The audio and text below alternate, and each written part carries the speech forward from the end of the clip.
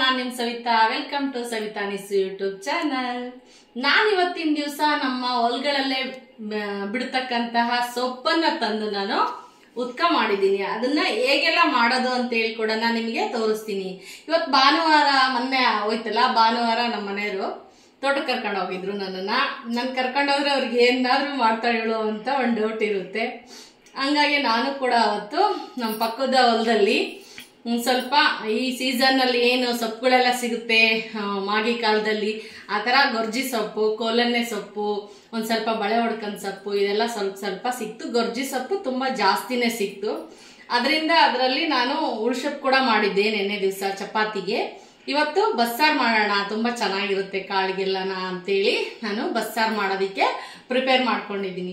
ಬನ್ನಿ ಬಸ್ಸಾರ್ಗೆ ಏನೇನೆಲ್ಲ ನಾನು ಗೊರ್ಜಿ ಸೊಪ್ಪೆಲ್ಲ ಹಾಕಿ ಯೂಸ್ ಮಾಡ್ತೀನಿ ಅಂತೇಳಿ ತೋರಿಸ್ತಾವ. ನಾನು ಇವಾಗ ಬಸ್ಸಾರ್ ಮಾಡೋಣ ಅಂತ ಅನ್ಕೊಂಡಿದ್ದೀನಿ. ಹೊಲದಿಂದ ತಂದಿರತಕ್ಕಂಥ ಸೊಪ್ಪಲ್ಲಿ ನಾನಿವತ್ತು ಬಸ್ಸಾರ್ ಮಾಡೋಣ ಅಂತ ಹೇಳ್ಬಿಟ್ಟು ಒಂದು ಪಾತ್ರೆಯಲ್ಲಿ 1.5 ಚಮಚ ಅಷ್ಟು ನೀರನ್ನು ಹಾಕಿದ್ದೀನಿ. ಅದು ಸ್ವಲ್ಪ ಬಿಸಿ ಆಗೋದಕ್ಕೆ ಬಿಟ್ಟು ಅದಕ್ಕೆ 1 ಲೋಟ ನೀರು ಕುಡಿಯೋ ಲೋಟದಲ್ಲಿ 1 ಲೋಟ ನಾನು ತೊಗರಿಬೇಳೆನ ಹಾಕೊಂತ ಇದ್ದೀನಿ. ಹಾಗೆ ನೀವು ಮನೆಯಲ್ಲಿ ಮೊಳಕೆ ಹುಳ್ಳಿಕಾಳು ಅಥವಾ ಹೆಸರು ಕಾಳು ಜೊತೆಗಿದ್ರೆ ಹಾಕ್ಬೋದು, ಬೇಳೆ ಜೊತೆಗೆ ತುಂಬಾನೇ ಚೆನ್ನಾಗಿರುತ್ತೆ. ನಾನಿವಾಗ ನೀರು ಸ್ವಲ್ಪ ಬಿಸಿ ಆಗಿದೆ, ಬೇಳೆನ ಕೂಡ ಇದಕ್ಕೆ ಸೇರಿಸ್ತಾ ಇದ್ದೀನಿ. ಇದು ಸ್ವಲ್ಪ ಬೇಳೆ ಹಿಚ್ಕಿದ್ರೆ ಸ್ವಲ್ಪ ಸ್ಮ್ಯಾಶ್ ಆಗ್ಬೇಕು, ಲೈಟಾಗಿ ಅರ್ದು, ಆ ಥರ ಬರೀ ನೀರಲ್ಲಿ ಬೇಳೆ ಒಂದನ್ನೇ ಬೇಯೋದಕ್ಕೆ ಬಿಡ್ತೀನಿ. ಈಗ ಸೊಪ್ಪನ್ನ ಹಸನ್ ಮಾಡ್ಕೊತೀನಿ. ಇವಾಗ ಬನ್ನಿ ಯಾವ ತರ ಸೊಪ್ಪನ್ನು ನಾನು ಹೊಲದಿಂದ ತಂದಿದ್ದೀನಿ ಅಂತ ಹೇಳಿ ತೋರಿಸ್ತೀನಿ. ನೋಡಿ, ಇದು ಗೊರ್ಜಿ ಸೊಪ್ಪು ಅಂತ ಹೇಳ್ತೀವಿ ನಮ್ಮ ಕಡೆ. ಇದನ್ನ ಗೊರ್ಜಿ ಸೊಪ್ಪು ಮತ್ತೆ ಕೋಲನ್ನೆ ಸೊಪ್ಪು ಅಂತಾನು ಹೇಳ್ತೀವಿ. ಈ ತರ ಇವಾಗ ಬಿತ್ತೋ ಟೈಮು ಜೋಳದಲ್ಲಿ ಮತ್ತೆ ಮಾಗಿ ಮಾಡತಕ್ಕಂಥ ಹೊಲದಲ್ಲಿ ಚೆನ್ನಾಗಿ ಬೆಳೆದಿರುತ್ತೆ. ಇವಾಗ ಎಳೆದಿರುತ್ತೆ, ತುಂಬಾನೇ ರುಚಿಯಾಗಿರುತ್ತೆ. ಇದರಲ್ಲಿ ಬಸ್ಸಾರು ಮಾಡಿದ್ರೆ ಮತ್ತೆ ರೊಟ್ಟಿಗೆ ತಳಸಕ್ಕೆ ತುಂಬಾ ಚೆನ್ನಾಗಿ ಬರುತ್ತೆ. ಅದ್ರ ಜೊತೆಗೆ ನಾನು 1 ಕಟ್ಟು ಮೆಂತ್ಯ ಸೊಪ್ಪು ಕೂಡ ಯೂಸ್ ಮಾಡ್ತಾ ಇದ್ದೀನಿ. ಇದನ್ನೆಲ್ಲ ಹಸನ್ ಮಾಡ್ಕೊಂಡು ಇವಾಗ ನಾನು ಬೇಳೆಗೆ ಹಾಕ್ತೀನಿ. ಬೇಳೆ ಬೆಂದ ನಂತರ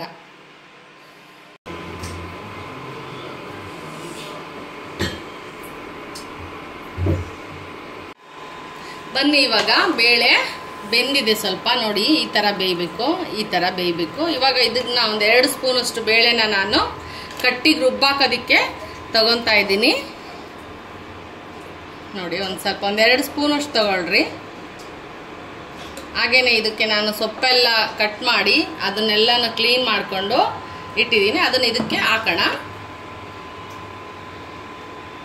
ನೋಡಿ, ಸೊಪ್ಪೆಲ್ಲನ ನಾನು ಕಟ್ ಮಾಡಿ ಕ್ಲೀನಾಗಿ ಎಲ್ಲ 2-3 ಸಾರಿ, ಇದು ಹೊಲದ ಸೊಪ್ಪಾಗಿರೋದ್ರಿಂದ ಮರಳೆಲ್ಲ ಇರುತ್ತೆ, ಸ್ವಲ್ಪ ಮಣ್ಣೆಲ್ಲ ಇರುತ್ತೆ, ನೀಟಾಗಿ ತೊಳ್ಕೊಬೇಕು.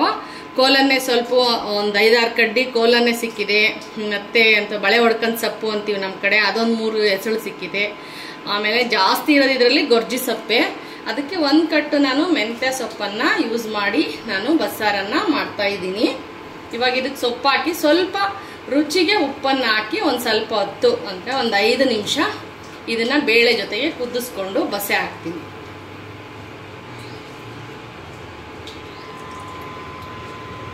ಇದನ್ನ 3 ಸರಿ ಕ್ಲೀನಾಗೆ ತೊಳ್ಕೊಂಡಿದ್ದೀನಿ, ಮಣ್ಣೆಲ್ಲ ತುಂಬಾ ಇರುತ್ತೆ ಅಂತ ಹೇಳ್ಬಿಟ್ಟು. ನೋಡಿ, ಆದ್ರೂ ಇಷ್ಟೊಂದು ಮಣ್ಣು ತರ ನೀರಿದೆ ನೋಡಿ. ಹಾಗೇನೆ ರುಚಿಗೆ ಸ್ವಲ್ಪ ಉಪ್ಪನ್ನು ಕೂಡ ಸೇರಿಸಿ 1 ಸರಿ ಇದು ಕುದಿಸ್ತೀನಿ. ಕುದಿಸಿ ನಂತರ ಇದನ್ನ ಬಸೆ ಹಾಕ್ತೀನಿ. ಬೇಳೆ ಸೊಪ್ಪನ್ನ ಕಟ್ಟನ್ನ ತಗೊಂತೀನಿ. ಇದರಿಂದ 1 ಕುದಿಲಿ ಇದೆಲ್ಲನ, ಲಿಡ್ಡನ್ನ ಕ್ಲೋಸ್ ಮಾಡ್ತೀನಿ.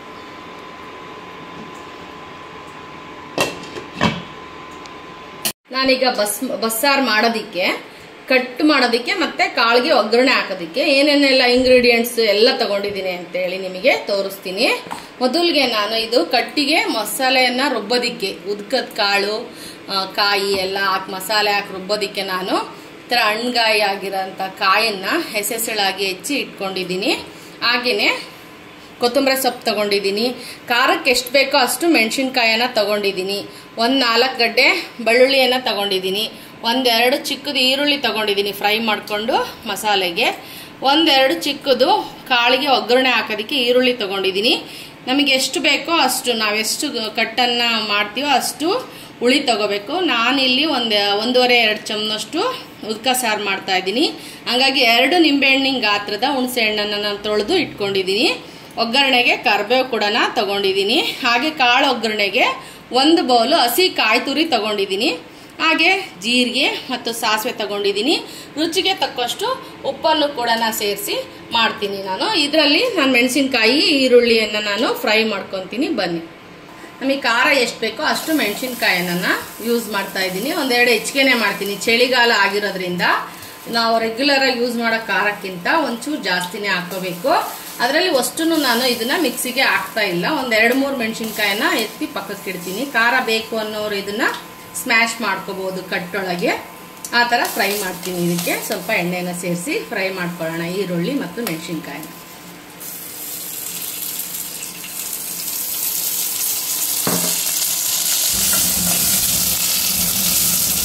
ಹಾಗೆಯೇ ಜೊತೆಗೆ ನಾನು ಈರುಳ್ಳಿನೂ ಕೂಡ ಸೇರಿಸ್ತೀನಿ. ಇದು ಚೆನ್ನಾಗಿ ಡೀಪಾಗಿ ಫ್ರೈ ಮಾಡ್ಕೋಬೇಕು.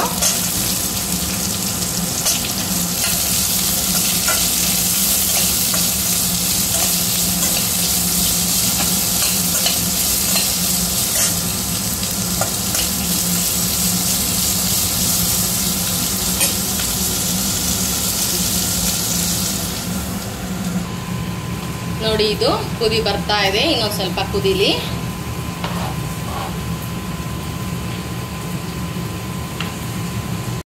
ಈ ತರ ಡೀಪಾಗಿ ಫ್ರೈ ಮಾಡ್ಕೋಬೇಕು. ಇದಕ್ಕೆ ನಾನು ಸ್ವಲ್ಪ ಕರಿಬೇವಿನ ಸೊಪ್ಪು ಮತ್ತೆ ಬೆಳ್ಳುಳ್ಳಿನೂ ಕೂಡ ಸೇರಿಸಿ ಸ್ವಲ್ಪ ಬಿಸಿ ಮಾಡ್ಕೊತೀನಿ.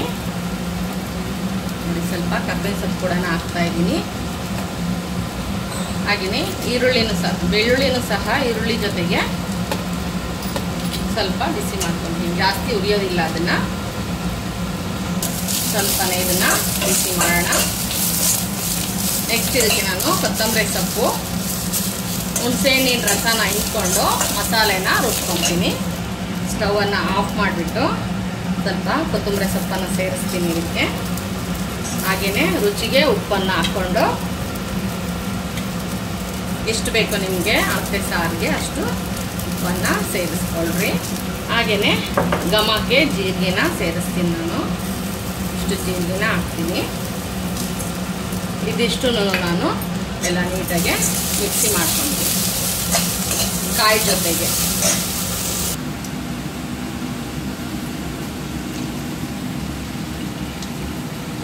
ಇವಾಗ ಕಟ್ಟನ್ನು ಬಸ್ಕೊಂತಾ ಇದ್ದೀನಿ ಬಸ್ಸಾರಿಗೆ.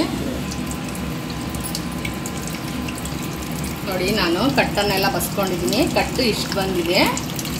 ಇದೇ ನೀರಲ್ಲೇ ನಾನು ಹುಣಸೆ ಹಣ್ಣು ತೊಳೆದಿಟ್ಕೊಂಡಿದ್ನಲ್ಲ ಅದನ್ನು ಕೂಡ ನಾನು ಹಾಕ್ಕೊಂಡು ಅದನ್ನೆಲ್ಲ ರಸ ತಗೊತೀನಿ.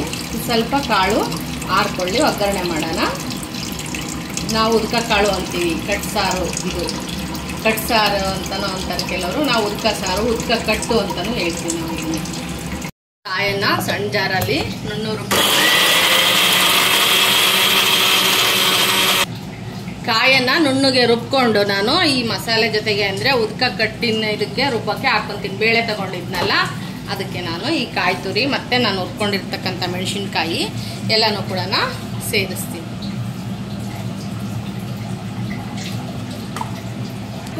ಮೆಣಸಿನ್ಕಾಯನ್ನ ಇದು ಸೈಡಿಗೆ ಎತ್ತಿಡ್ತೀನಿ ನಾನು. ಖಾರ ಬೇಕು ಅನ್ನೋರು ಇದನ್ನ ಸ್ಮ್ಯಾಶ್ ಮಾಡ್ಕೊತಾರೆ. ಇನ್ನು ಮಿಕ್ಕದನ್ನೆಲ್ಲ ನಾನು ಮಿಕ್ಸಿಗೆ ಹಾಕಿ ನುಣ್ಣಗೆ ಮಿಕ್ಸ್ ಮಾಡ್ಕೊಳ್ತೀನಿ.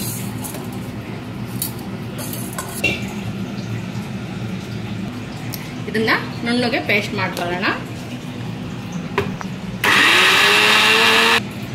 ಹುಣಸೆ ಹಣ್ಣನ್ನು ನಾನು ತೊಳೆದಿಟ್ಕೊಂಡಿದ್ನಲ್ಲ ಅದನ್ನೆಲ್ಲ ನಾನು ಈ ಕಟ್ಟೊಳಗೇನೆ ಎಲ್ಲನ ಸ್ಮ್ಯಾಶ್ ಮಾಡಿಕೊಂಡು ರಸನ ತಗೊಂಡು ಈ ರುಬ್ಬೋದಕ್ಕೆ ಸೇರಿಸ್ತೀನಿ. ಎಷ್ಟು ಹುಳಿ ಬೇಕೋ ನಿಮಗೆ ಅಷ್ಟನ್ನು ನೀವು ಸೇರಿಸ್ಕೊಂತ ಹೋಗಿ.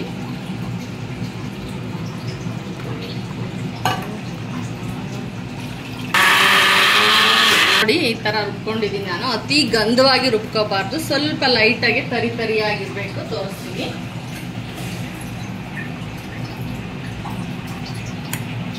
ನೋಡಿ, ಈ ತರ ತರಿಯಾಗಿರ್ಬೇಕು ಸ್ವಲ್ಪ. ಇವಾಗ ಇದನ್ನ ಕಟ್ಟಿಗೆ ಸೇರಿಸೋಣ. ನಾನು ಮಿಕ್ಸ್ ಮಾಡ್ಕೊಂಡಿದ್ನೆಲ್ಲ ನಾನು ಕಟ್ಟಿಗೆ ಸೇರಿಸ್ತೀನಿ.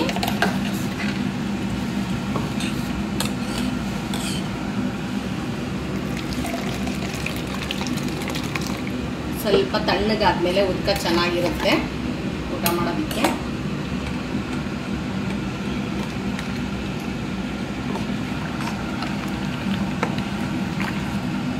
ಈ ಥರ ಅತಿ ತೆಳ್ಳಗೂ ಮಾಡಬಾರ್ದು, ಅತಿ ಗಟ್ಟಿನೂ ಇರಬಾರ್ದು. ನಾನು ಇದನ್ನೆಲ್ಲನೂ ಕೂಡಿಸಿ ಇದಕ್ಕೆ ಸೇರಿಸ್ತೀನಿ.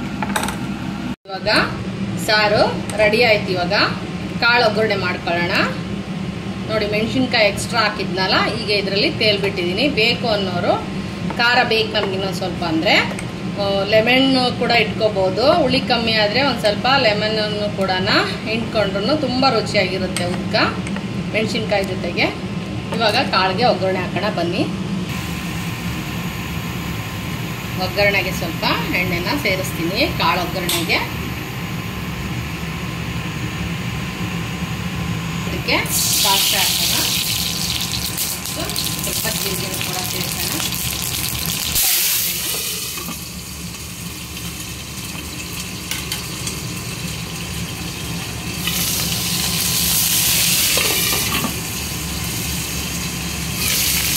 ನಾವು ಸ್ಟೀಲ್ ಪಾತ್ರೆಯಲ್ಲೇ ಮಾಡೋದ್ರಿಂದ ಎಣ್ಣೆ ಹಾಕಿದ್ರೆ ಡೈರೆಕ್ಟಾಗಿ ತುಂಬ ಸಿಡಿಯೋ ಚಾನ್ಸಸ್ ಇರುತ್ತೆ. ಹಂಗಾಗಿ ನಾನು ಲಿಡ್ಡನ್ನು ಕ್ಲೋಸ್ ಮಾಡಿ ಹಾಕಿದ್ದೀನಿ.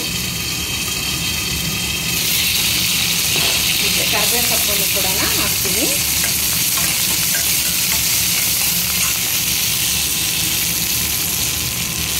ಹಾಗೆಯೇ ಈರುಳ್ಳಿ ಸೇರಿಸ್ತಾ ಇದ್ದೀನಿ.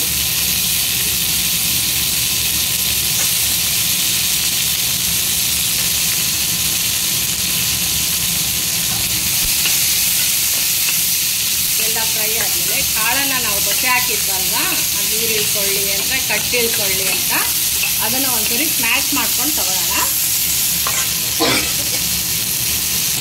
ಬಸಿ ಇಟ್ಟಿದ್ವಲ್ಲ ಕಾಳು, ಅದನ್ನು ಈ ಥರ ಎಲ್ಲನ ನಾವು ಸ್ಮ್ಯಾಶ್ ಮಾಡಿ ಹಾಕಿದರೆ ತುಂಬ ರುಚಿಯಾಗಿರುತ್ತೆ.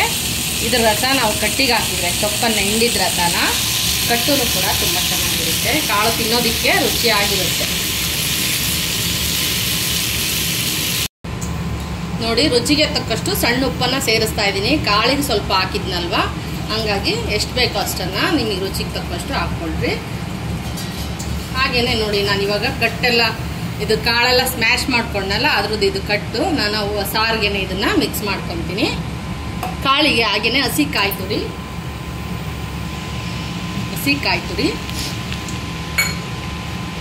ಹಾಗೆಯೇ ಕೊತ್ತಂಬರಿ ಸೊಪ್ಪು ಕೂಡ ಯೂಸ್ ಮಾಡ್ತಾ ಇದ್ದೀನಿ. ಇದನ್ನು ಜಾಸ್ತಿ ಫ್ರೈ ಮಾಡೋ ಅವಶ್ಯಕತೆ ಏನಿಲ್ಲ. ಹಾಗೆಯೇ ನಾವು ಮಿಕ್ಸ್ ಮಾಡ್ಕೊಂಡ್ರೆ ಆಯಿತು. ರುಚಿಗೆ ನೀವು ಕಟ್ಟಿಗೆ ಬೇಕು ಅಂದರೆ ನಿಂಬೆಹಣ್ಣನ್ನು ಯೂಸ್ ಮಾಡ್ಕೋಬೋದು.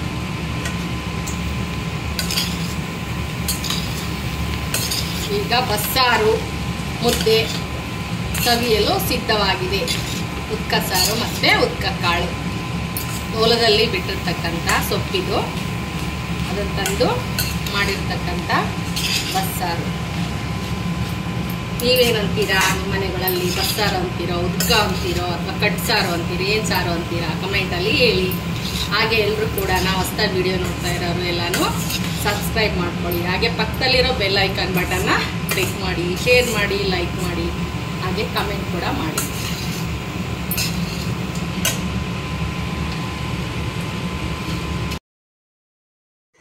ನೋಡಿ, ಬಸ್ಸಾರು ಮುದ್ದೆ ಕಾಳು ಎಲ್ಲ ರೆಡಿಯಾಗಿದೆ. ಜೊತೆಗೆ ಅನ್ನನೂ ಕೂಡ ರೆಡಿ ಇದೆ. ಇವಾಗ ಊಟ ಮಾಡೋದಕ್ಕೆ ಎಲ್ಲ ಫುಲ್ ರೆಡಿಯಾಗಿದೆ. ಊಟಕ್ಕೆ ಇವಾಗ ಊಟ ಮಾಡೋದೊಂದೇ ಬಾಕಿ. ಟೇಸ್ಟ್ ಮಾಡಿ ಹೇಗಿದೆ ಅಂತ ಹೇಳ್ತೀನಿ.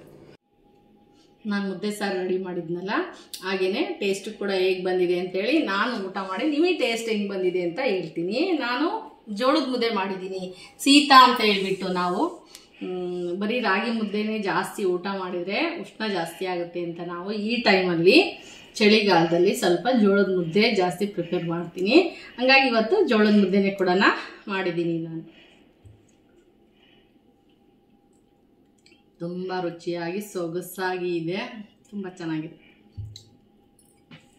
ನಾವು ಮಾಡೋದಕ್ಕಿಂತ ಬೇರೆ ಯಾರಾದರೂ ಮುದ್ದೆ ಮಾಡಿಕೊಟ್ಟು ಬಿಸಿ ಬಿಸಿ ಬಸ್ಸಾರು ಇಟ್ಟರೆ ಕೇಳ್ದೇನೆ ಆಗ ಈಗ ಅನ್ನೋಷ್ಟೊತ್ತಿ ಮುದ್ದೆ ಉಣ್ಬಿಡ್ಬೋದು ನೋಡ್ರಿ, ಅಷ್ಟು ಚೆನ್ನಾಗಿರುತ್ತೆ. ಆದರೂ ನಾನು ಮಾಡಿದ್ದೀನಿ ಅಷ್ಟು ಚೆನ್ನಾಗಿ. ಹಾಗೆ ನೀವು ಕೂಡ ಮಾಡ್ಕೊಂಡು ಟೇಸ್ಟ್ ಮಾಡಿ ಅಂತ ಹೇಳ್ತೀನಿ. ಹಾಗೆ ಕಾಳು ಕೂಡ ಈಗ ಬಂದಿದೆ ಅಂತ ಹೇಳ್ತೀನಿ.